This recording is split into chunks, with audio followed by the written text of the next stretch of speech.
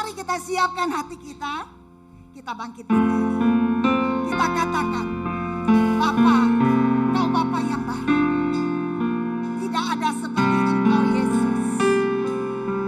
Hanya Engkau yang kami andalkan.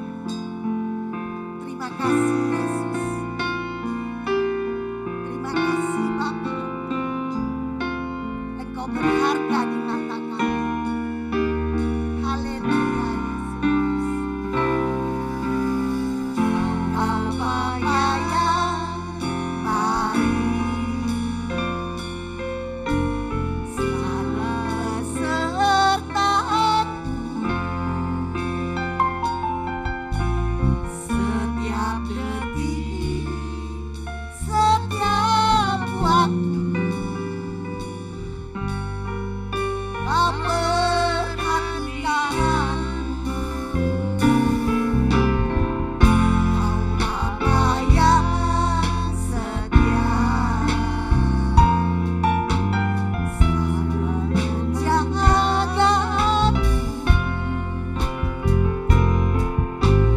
Kau angkatku bila ku jatuh. Kau menolongku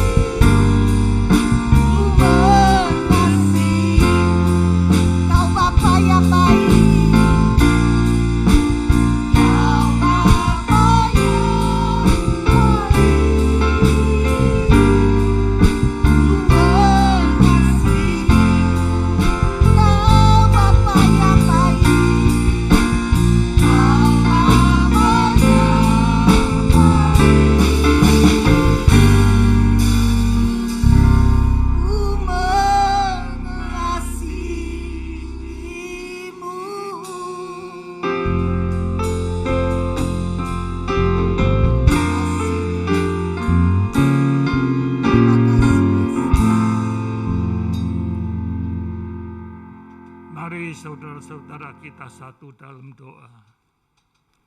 Terima kasih Tuhan Yesus untuk pagi hari ini. Kami boleh bersama-sama kumpul di sini untuk memuji, memuliakan, dan menerima firman-Mu.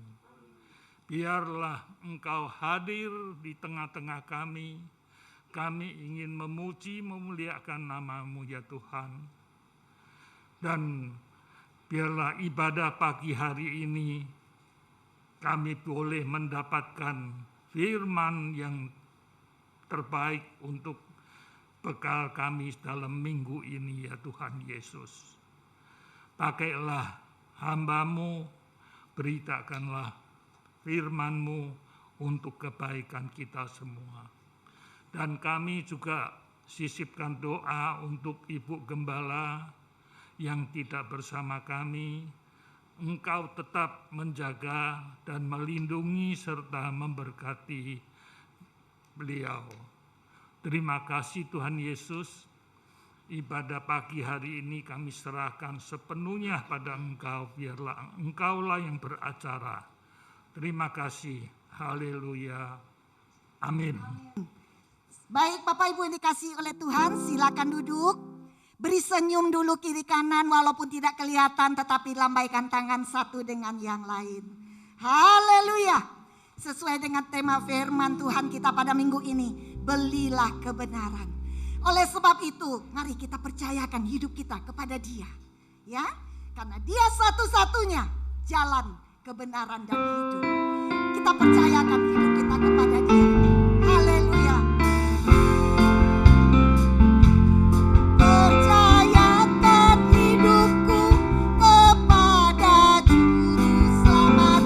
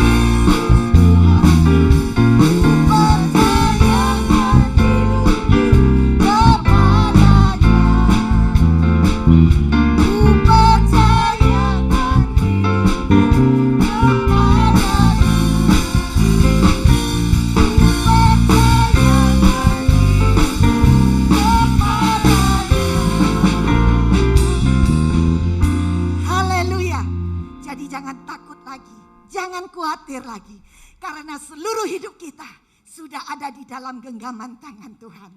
Amin. Mari kita bangkit berdiri. Yesus katakan, akulah jalan kebenaran dan kehidupan.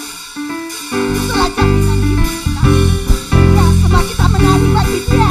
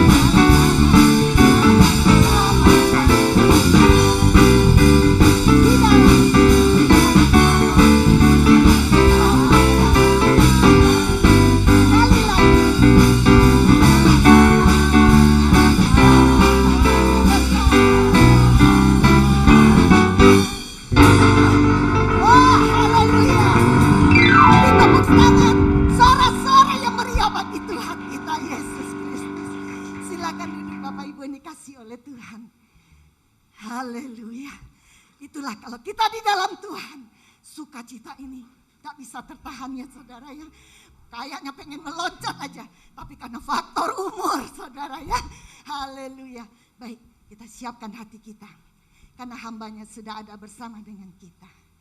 Seperti rusa merindukan air, begitu juga jiwa kita saat ini rindu akan firman Tuhan.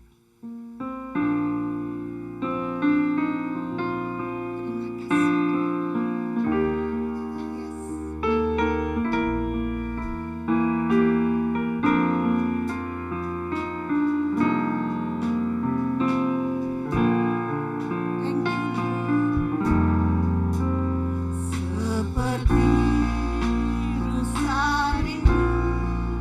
Mata air yang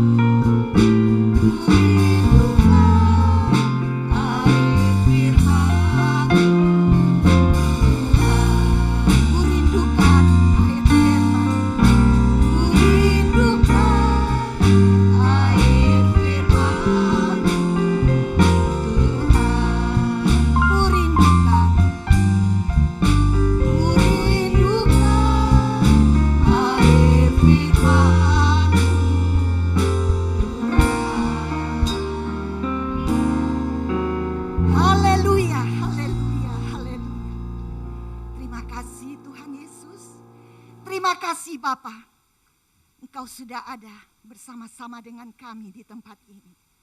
Kami percaya Tuhan, Engkau menikmati puji-pujian kami. Dan kami juga menikmati Engkau di tempat ini. Terima kasih ya Abah. Biarlah pujian penyembahan kami Tuhan berkenan di matamu dan menjadi dupa yang harum bagi Engkau. Terima kasih Bapa. Sekarang tiba saatnya Tuhan Yesus, kami ingin mendengarkan sebagian daripada firman-Mu. Lewat hamba-Mu Bapak Pendeta Jonathan. Mari Tuhan, ulurkanlah tangan-Mu bagi hamba-Mu ini. Urapi hamba-Mu ini dengan urapan-Mu yang baru setiap hari. Bukakan terus rahasia-rahasia firman-Mu. Agar mata kami dicelikan Tuhan. Hati kami dilembutkan Tuhan. Ketika firman ditaburkan, kami Tuhan Yesus taat dan setia akan menjadi pelaku firman-Mu. Terima kasih Tuhan.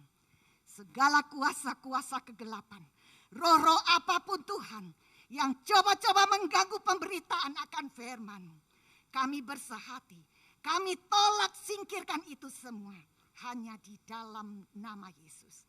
Darah Yesus Tuhan menutup bungkus hamba-Mu ini dari ujung rambut sampai ujung kaki. Terima kasih ya Aba, berbicaralah Engkau lewat hamba-Mu, kami siap mendengarkannya di dalam nama Yesus Kristus. Yang percaya semua katakan amin. Silakan. Haleluya. Puji Tuhan. Kita mengucap syukur pagi hari ini kita boleh ada bersama-sama menikmati hadirat Tuhan di dalam pujian dan penyembahan yang kita sudah naikkan. Dan kita juga mau menikmati firman-Nya.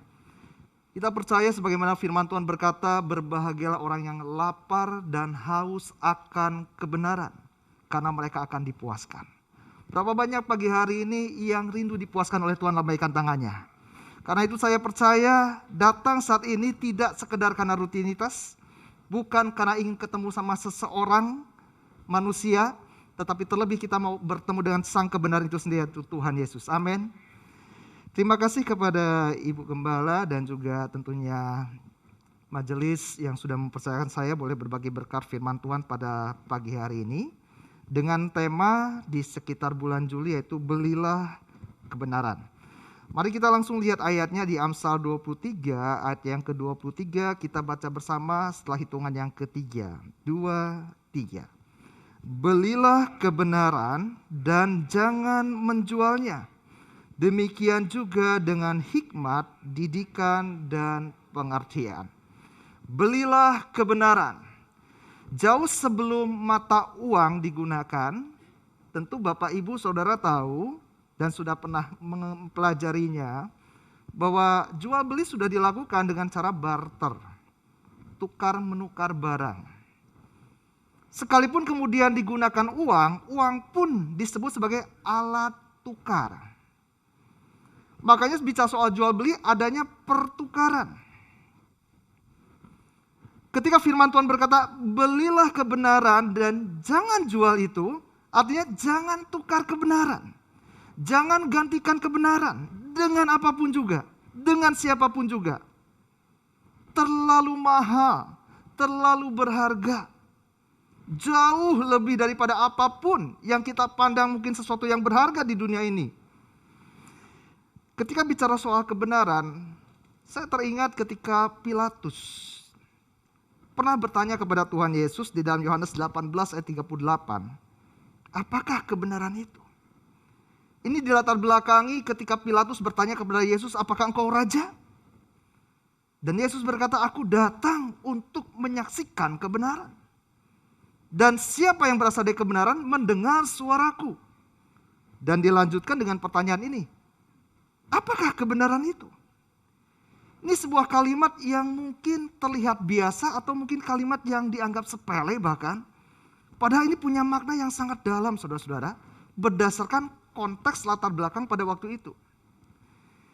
Ketika Pilatus bertanya apakah kebenaran itu bukan pertanyaan iseng. Tapi ada sesuatu yang mendasari pertanyaan itu muncul. Pada waktu itu kebudayaan Yunani yang dikenal dengan Helenisme sudah menguasai peradaban pada saat itu. Sehingga banyak filsafat Yunani pun yang mempengaruhi pola pikir manusia. Paling tidak ada 3 aliran filsafat yang pada waktu itu sedang banyak digandrungi, populer di kalangan orang-orang pada zaman itu termasuk orang Yahudi. Kita tidak belajar filsafat, tetapi saya mau katakan bahwa dari 3 aliran filsafat ini kebenaran itu sifatnya relatif, tidak sama. Masing-masing orang menyatakan kebenaran berdasarkan pendapat asumsinya sendiri. Itu sebabnya ketika Pilatus bertanya kepada Yesus, apakah kebenaran itu, dengan lain kata, yang mana? Karena kebenaran itu banyak macamnya. Kata kebenaran yang digunakan di sini juga bukan kata yang biasa. Nah, saya akan ajak kita lihat dulu sebentar bagian berikutnya. Kita lihat dulu di dalam perjanjian baru sebelum kita kembali ke dalam kitab Amsal.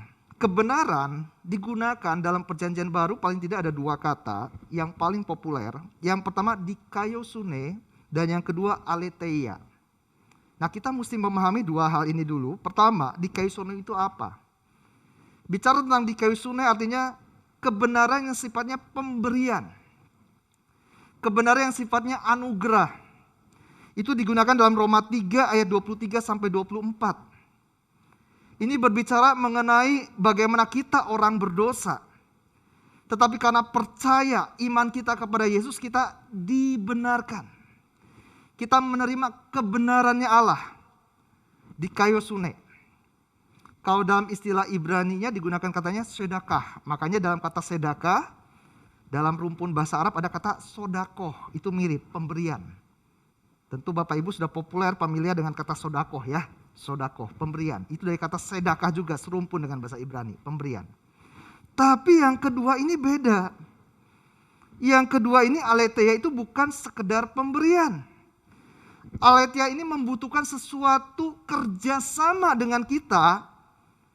Ada sebuah harga yang harus dibayar, yaitu ketertundukan kita kepada Roh Kudus. Untuk bisa mendapatkan aletheia, yaitu kebenaran yang sejati. Dan kata aletheia inilah yang digunakan oleh Yesus ketika Yesus berkata kepada Pilatus, "Aku menyaksikan aletheia, kebenaran yang sejati. Dan barang siapa yang berasal dari kebenaran yang sejati itu mendengarkan suaraku." Bagi Pilatus ini sesuatu yang membingungkan. Kebenaran sejati? Apa kebenaran sejati? Karena pada waktu itu kebenaran itu sifatnya relatif. Menurut A benar, menurut B belum tentu benar. Bukankah pada zaman sekarang juga demikian, bukan? Itu menurut lo, menurut gua enggak. Itu di sana, di sini enggak. Relatif. Tapi Yesus adalah kebenaran yang mutlak dan absolut. Ketika Yesus berkata, "Akulah jalan," Yohanes 14 ayat 6. "Dan kebenaran dan hidup." Yesus tidak bilang, "Aku salah satu jalan," tidak. "Aku salah satu kebenaran," tidak.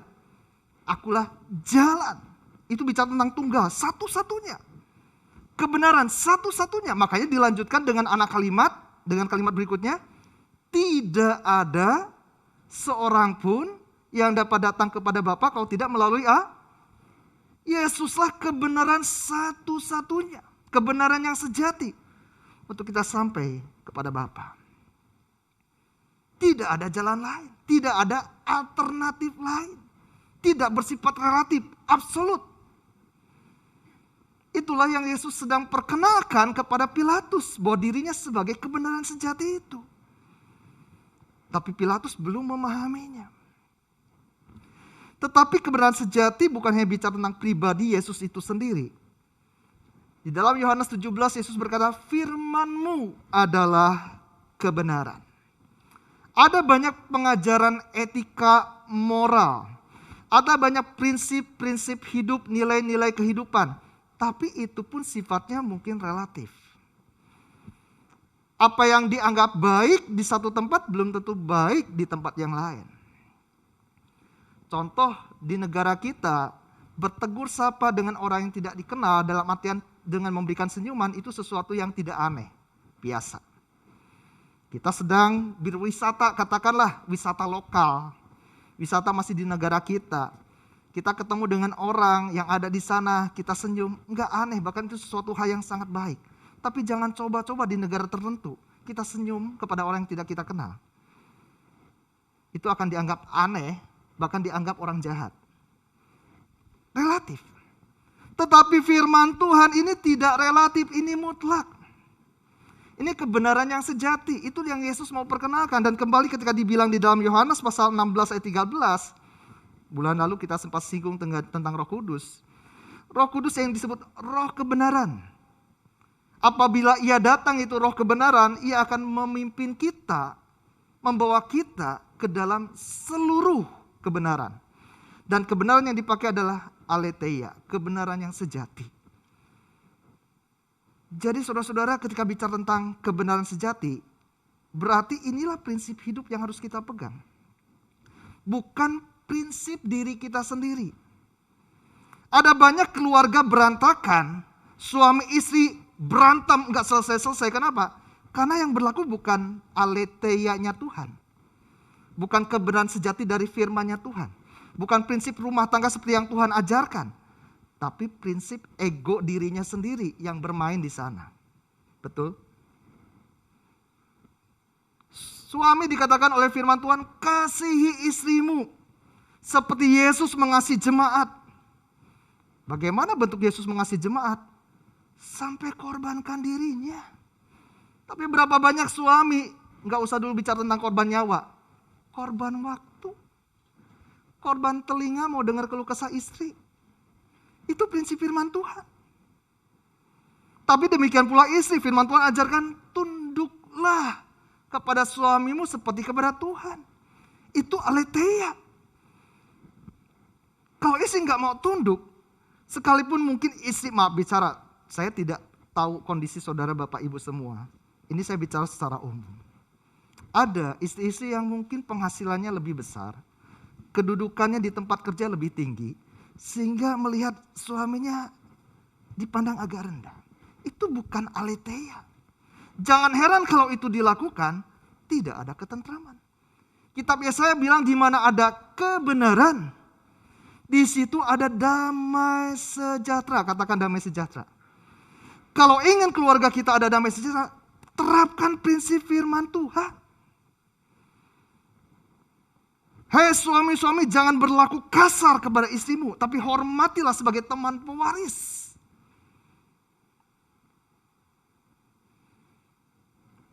Kalau firman Tuhan kita jadikan prinsip hidup, dunia boleh goncang, hati kita tetap damai di dalam Dia. Karena ada aletheia. Dunia menawarkan sesuatu yang sifatnya alternatif, relatif, dan bisa berubah.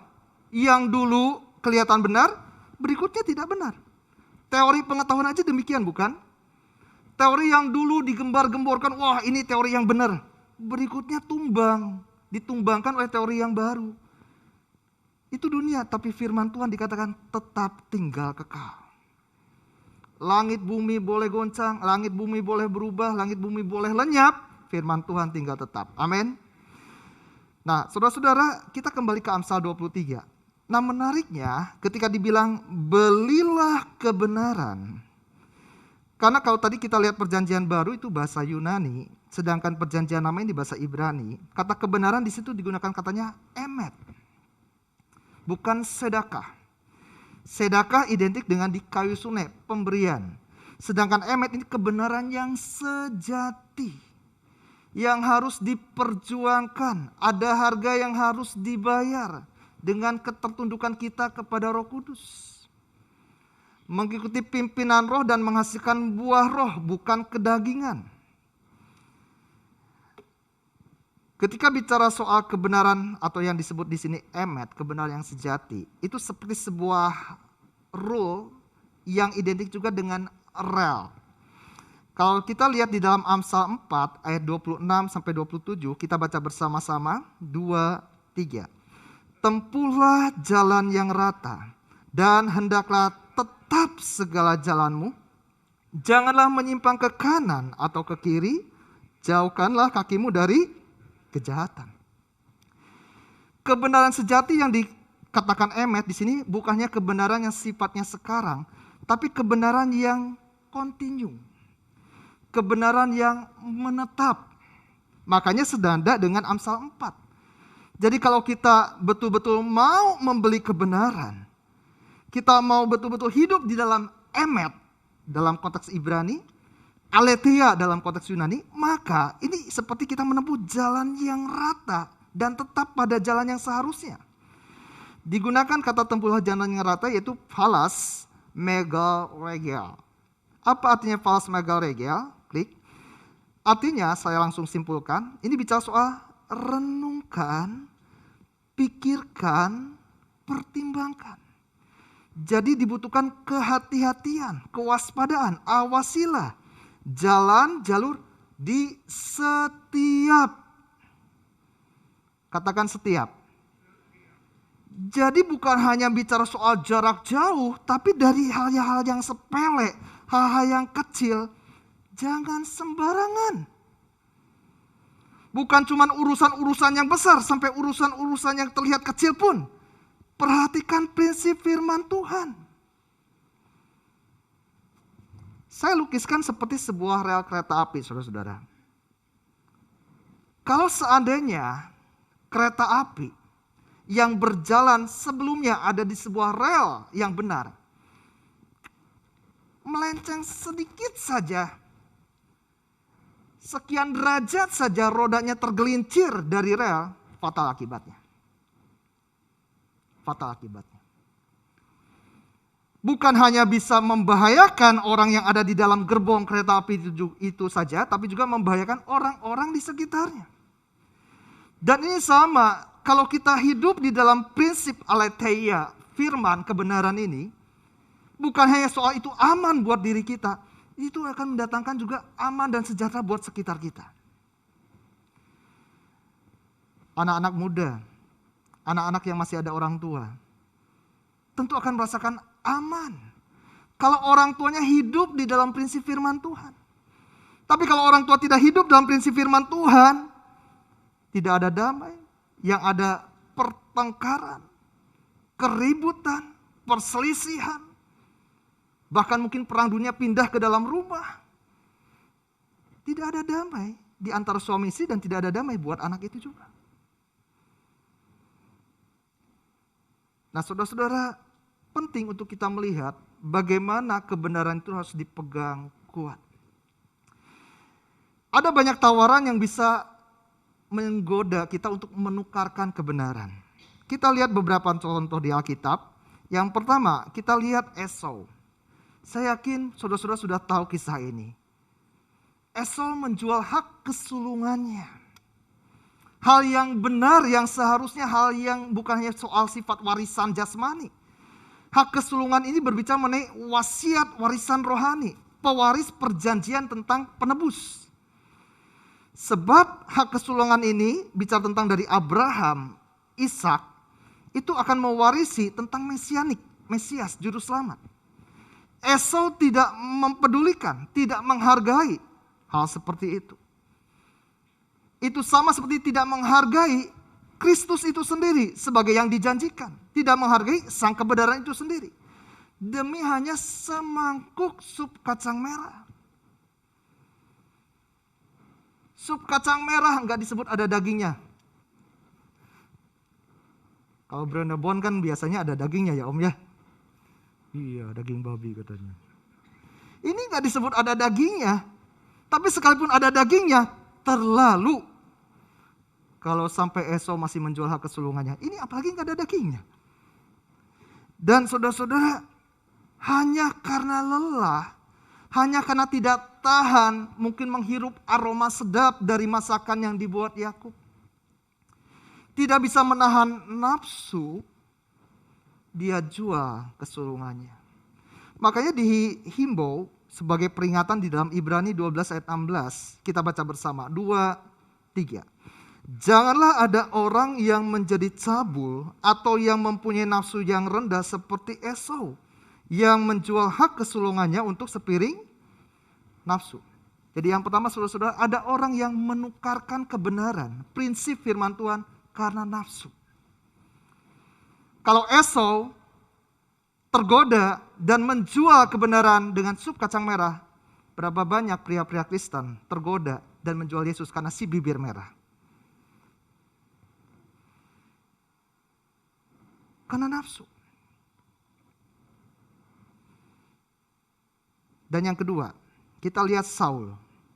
Saul menjual kebenaran demi dukungan rakyat. Kita tahu bagaimana ketika Saul diperintahkan Tuhan untuk membasmi Raja Agag dan juga binatang-binatang yang dirampas. Tapi Saul tidak dengar-dengaran. Dikatakan di 1 Samuel 15 ayat 24, aku telah berdosa sebab telah kulangkahi titah Tuhan dan perkataanmu, tetapi aku takut kepada rakyat. Karena itu aku mengabulkan permintaan mereka. Ada orang yang memang menjual kebenaran bukan karena nafsu. Tadi yang pertama nafsu. Tapi karena takut. Makanya di dalam bagian berikutnya Amsal 29 ayat 25 dikatakan, kita baca bersama 2, 3. Takut kepada orang mendatangkan jerat, tetapi siapa percaya kepada Tuhan dilindungi. Karena rasa takut. Saya tidak sempat tampilkan dalam bentuk gambar, tapi saudara bisa bandingkan dengan Daniel. Daniel tidak memiliki rasa takut yang salah. Ketika makanan ditawarkan yang sudah dipersembahkan kepada berhala, makanan najis dalam konteks Yahudi pada waktu itu, Daniel berketetapan hati untuk tidak menajiskan dirinya. Bahkan ketika periode kerajaan berikutnya ada perintah tidak boleh menyembah selain kepada raja, Daniel tetap konsisten. Dia mau bayar harga, tetap menyembah Allah Israel. Dia tidak takut. Ada konsekuensinya? Ada. Ada resikonya? Ada. Makanya belilah kebenaran karena memang ada pengorbanan. Tetapi dikatakan bahwa kemuliaan yang Tuhan sediakan lebih daripada penderitaan yang kita alami di dunia ini. Kalau kita mau bayar harganya. Bicara soal keselamatan, kebenaran yang sifatnya di kayu sune, itu sudah lunas dibayar oleh Yesus. Kita tidak punya andil apa-apa.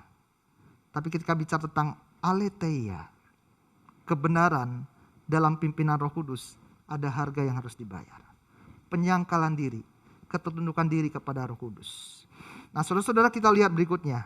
Tentu ini sesuatu yang tidak asing juga. Yudas Iskariot menjual kebenaran, menjual Yesus hanya demi 30 keping perak. Ada banyak asumsi kenapa Yudas mengkhianati Yesus. Ada yang bilang, oh karena Yudas mengharapkan Yesus segera menampilkan dirinya sebagai pahlawan, sebagai raja, sebagai pembebas.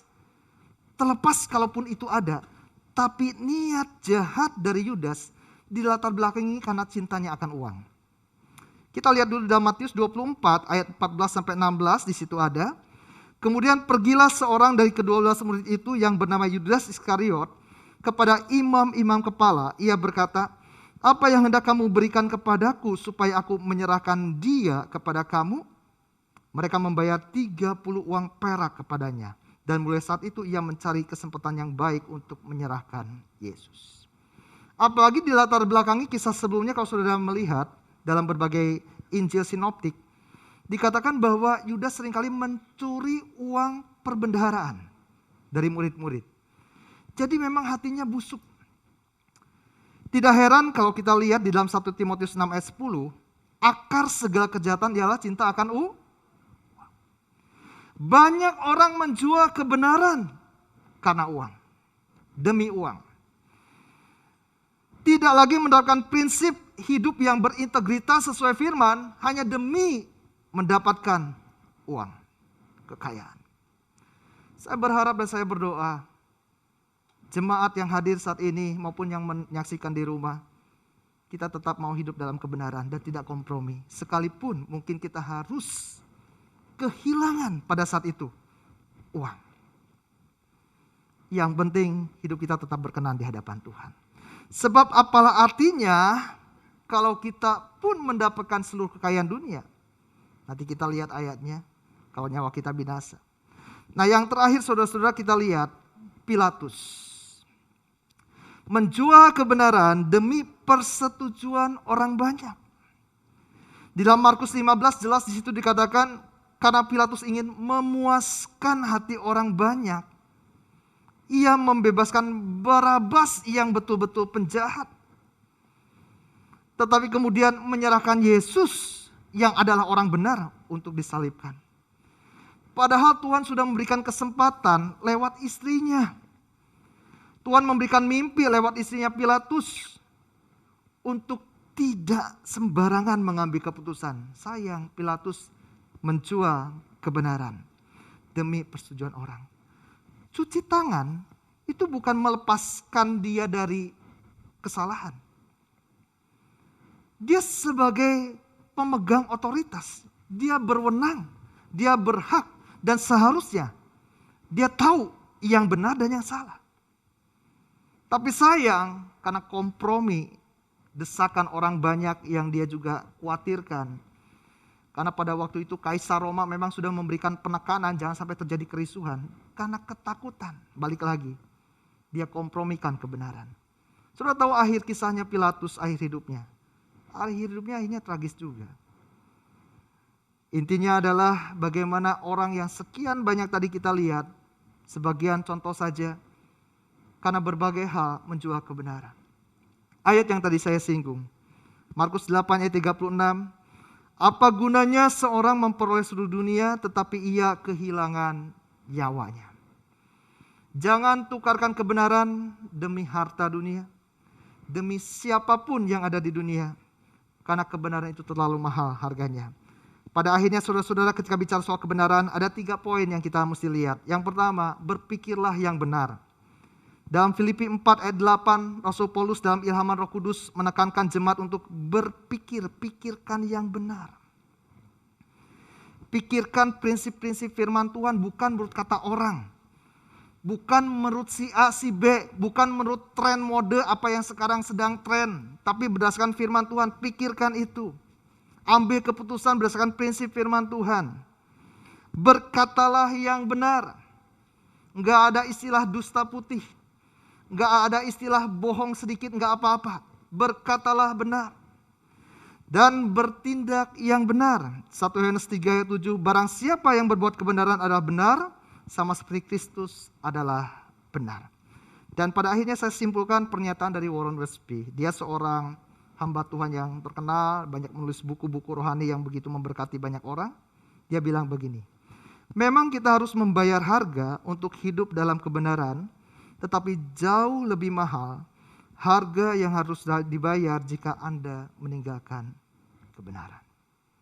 Mari pagi hari ini saya mengajak setiap kita tetap hiduplah dalam kebenaran. Pemain musik saya undang maju ke depan. Kita angkat sebuah pujian. Sambil bangkit berdiri, peganglah tanganku, Roh Kudus. Memang untuk hidup dalam kebenaran tidak mudah saat-saat ini. Ada begitu banyak akses, ada begitu banyak godaan untuk membuat kita terjatuh dan menyimpang dari kebenaran. Tetapi percayalah, kalau kita mau membayar harganya dengan tunduk kepada pimpinan roh, menyangkal diri, dan mau mengikuti pimpinannya Tuhan, prinsip firman Tuhan, kita akan melihat kemuliaan Tuhan dinyatakan dalam hidup saya dan saudara. Dalam kehidupan rumah tangga kita. Dalam pribadi, dalam usaha, dalam pelayanan. Untuk masa depan. Ada damai sejahtera Tuhan janjikan. Kalau kebenaran itu tinggal di dalam hidup kita. Haleluya. Katakan, peganglah tanganku Roh Kudus. Amin. Setiap hari kami perlu Engkau ya Roh Kudus. Ku tak dapat hidup sendiri. Jalan sendiri. Benar Tuhan. Tanpa Roh. Haleluya. Bawalah diriku kepada segala kebenaran,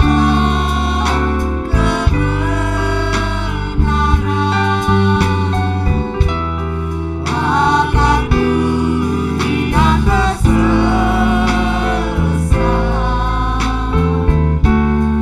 mengikuti.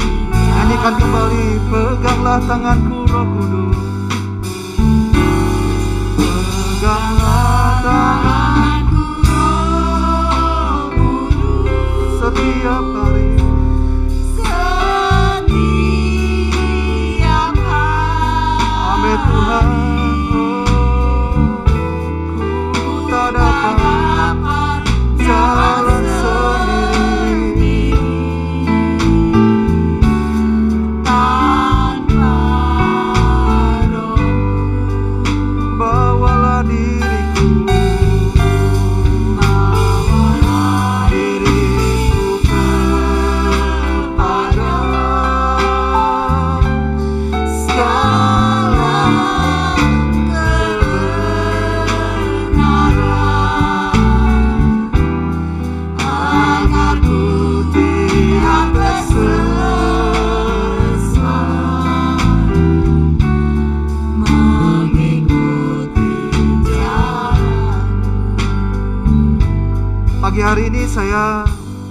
mengajak setiap kita mari berhadapan secara pribadi dengan Tuhan, Sang kebenaran itu sendiri. Saat firman Tuhan disampaikan, saya yakin Roh Kudus juga ikut berbicara. Berapa banyak di antara saudara yang diingatkan oleh Tuhan lewat Roh-Nya yang kudus dalam hati kita. Hari-hari ini kita sudah mulai menyimpang dari kebenaran. Entahkah Anda sebagai suami, sebagai istri, sebagai orang tua, sebagai anak, sebagai pimpinan, sebagai seorang tuan, ataukah sebagai seorang bawahan. Ada banyak prinsip yang sudah kita pelajari, yang sudah kita terima. Mana yang benar? Aletheia-nya Tuhan yang harus kita lakukan. Dan kalau hari-hari ini kita sudah mulai menyimpang dari itu, mari tetapkan kembali hati kita. Aku mau hidup dalam kebenaran-Mu Tuhan. Sekalipun ada begitu banyak hal, alternatif, pilihan untuk menyimpangkan jalan hidup kita dari kebenaran firman Tuhan. Tetapkan diri kita tetap ada di dalam rel kebenarannya Tuhan. Agar kita sampai pada tujuan ilahi. Pada penggenapan janji Allah yang luar biasa dan sempurna itu. Jangan tunggu terjadinya malapetaka. Jangan tunggu penyimpangan itu semakin besar tanpa kita sadari dan mengakibatkan mara bahaya, kebinasaan yang bukan hanya berdampak buat kita saja, tapi buat orang-orang sekitar kita. Berapa banyak di antara kita yang rindu untuk menetapkan kembali komitmen kita di hadapan Tuhan. Mari Roh Kudus, aku mau belajar tunduk pada pimpinan Roh-Mu. Taruh tangan kanan-Mu di dada. Haleluya. Bukan karena saya yang suruh, tetapi kalau Engkau memang mau betul-betul dari hatimu, aku mau belajar hidup dalam kebenaran-Mu Tuhan. Bukan kebenaran alternatif yang ditawarkan dunia, tetapi kebenaran mutlak yang difirmankan oleh Engkau Bapa. Engkau melihat setiap tangan-tangan yang memiliki komitmen yang mereka taruh di dalam dada mereka Tuhan. Mampukan, Roh Kudus pegang kuat hidup kami. Roh Kudus, tuntun terus kami setiap langkah demi langkah perjalanan hidup kami. Tetap di dalam kebenaran-Mu Bapa. Jangan biarkan kami menyimpang sedikit pun dari jalan-Mu Tuhan. Karena kebinasaan adanya. Tetapi apabila kami tetap ada hidup sesuai dengan kebenaran-Mu, sekalipun mungkin penuh dengan pengorbanan, ada harga yang harus dibayar. Berikan kepada kami kerelaan hati dan keyakinan iman yang tetap teguh. Bahwa saat kami tetap hidup dalam kebenaran-Mu, kami akan menerima janji dan kemuliaan-Mu yang luar biasa Tuhan. Yang jauh lebih tinggi nilainya, yang jauh lebih besar harganya dibandingkan apapun yang bisa ditawarkan oleh dunia ini. Ajar kami memandang dengan ukuran yang benar. Jangan biarkan kami terkesima, terpana, terpedaya, terikat oleh hal-hal yang duniawi yang sifatnya sementara dan semu adanya. Tetapi ajar kami memandang kepada hal yang kekal, yang tak ternilai, yang jauh harganya lebih daripada apapun dan siapapun juga. Apalagi di akhir zaman ini Tuhan, ketika iblis berusaha untuk terus membinasakan, menjatuhkan orang-orang percaya, tetapi kami tetap percaya Roh-Mu jauh lebih besar Tuhan. Kalau kami tetap hidup dalam pimpinan Roh-Mu, kami tetap dimampukan untuk kami terus hidup boleh berkenan di hadapan-Mu ya Bapa. Terima kasih Tuhan, meteraikan firman-Mu dalam hati kami. Dan kami terima berkat firman-Mu di dalam nama Tuhan Yesus Kristus. Haleluya. Amin. Puji Tuhan, silakan duduk. Saya kembalikan kepada yang bertugas. Haleluya. Semua kita diberkati oleh firman Tuhan pada siang hari ini. Amin. Ya, terima kasih Tuhan Yesus. Engkau sudah berfirman bagi kami, agar kami tetap di dalam terang kebenaran akan firman-Mu. Apapun keadaan kita, jangan pernah menjual Tuhan Yesus. Amin Bapak Ibu, tetap pegang kebenaran firman Tuhan. Terima kasih Pak Yonatan buat firman Tuhan yang luar biasa. Tuhan Yesus memberkati. Kita akan mendengarkan pengumuman oleh Saudara Stephen. Selamat pagi Bapak Ibu yang dikasihi Tuhan. Ada sukacita besar pada pagi hari ini ya Tuhan. Haleluya. Minggu depan, tanggal 17 Juli 2022, ada ibadah raya yang dimulai jam 8 dengan doa biston dan dilanjutkan dengan ibadah jam 8.25 di tempat ini, di lantai 7 gedung Bank Panin. Untuk bagi Bapak Ibu yang berada di luar kota maupun di luar negeri bisa mengikuti melalui Zoom yang sesuai dengan tertera meeting ID dan passcode yang ada di layar. Selanjutnya, kami mengundang seluruh jemaat untuk mengikuti ibadah Bidstone malam setiap hari Selasa jam 7:30 malam sampai jam 8:30 malam. Untuk meeting ID dan passcode ibadah bisa mengikuti sesuai dengan yang di layar. Dan bagi informasi lebih lanjut bisa menghubungi Ibu Fungling atau Ibu Lingling. Kami juga mengundang untuk anak-anak sekolah minggu untuk mengikuti ibadah onsite hari Minggu, minggu depan, jam 8.25 berada di tempat ini, dan informasi lebih lanjut bisa menghubungi Ibu Sandy atau Ibu Heni. Kami juga mengundang untuk usia tunas kelas 5 sampai kelas 9 setiap hari Jumat untuk mengikuti ibadah online jam 7 malam, untuk via Zoom, untuk meeting ID dan passcode bisa menghubungi Ibu Mary atau Ibu Sandy. Kami juga mengundang remaja dan dewasa muda PDAMS setiap hari Sabtu untuk mengikuti ibadah bersama PD dengan Pendeta Nemo Bahari. Untuk meeting ID dan passcode bisa menghubungi Ibu Fungling atau Ibu Lingling. Kami mengapresiasi seluruh jemaat untuk tetap mengikuti protokol ibadah PDAMS dengan menggunakan masker, tetap jaga jarak, tidak berkerumun, dan hindari jabat tangan. Setelah ibadah selesai, mohon untuk tetap duduk di tempat masing-masing dan mengikuti arahan asyir. Bagi jemaat yang ingin memberikan persembahan bisa memasuki ke amplop yang berada di kursi masing-masing dan masukkan ke kotak persembahan yang berada di depan. Sekian pengumuman dari saya. Happy Sunday, God bless you. Baik Bapak Ibu yang dikasihi oleh Tuhan, kita tamatkan ibadah kita pada siang hari ini. Kita semua bangkit berdiri, nanti Bapak Pendeta Jonathan memberikan doa berkat. Aku bersyukur Tuhan, berterima kasih. Haleluya. Kita angkat tangan kita bersyukur.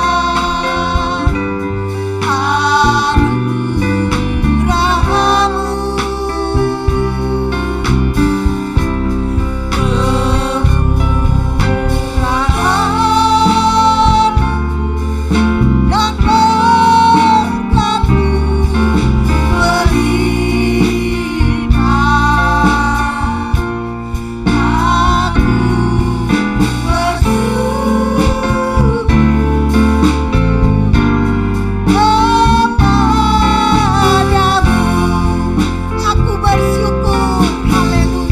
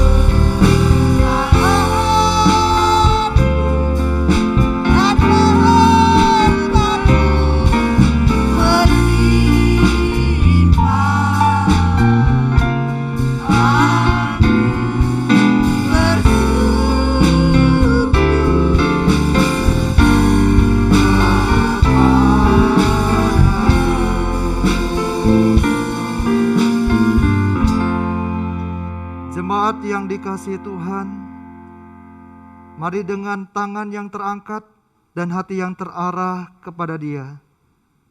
Seizin dari Ibu Gembala, terimalah setiap berkat yang besar, yang terbaik dari Bapa di surga. Kasih sayang yang sempurna yang telah ditunjukkan dan terus diteruskan di dalam Yesus Sang Putra. Penghiburan, pimpinan, persekutuan, pertolongan dan kekuatan dari Roh Kudus-Nya tetap menjadi bagian kita sampai selama-lamanya. Pulanglah dengan damai sejahtera daripada Tuhan dan hiduplah terus dalam kebenaran firman-Nya, dan terimalah setiap kemuliaan dari kemuliaan kepada kemuliaan, dari kemenangan kepada kemenangan, sampai pada waktunya kelak Tuhan Yesus datang kembali menjemput kita. Di dalam berkat nama Tuhan Yesus Kristus. Haleluya. Amin.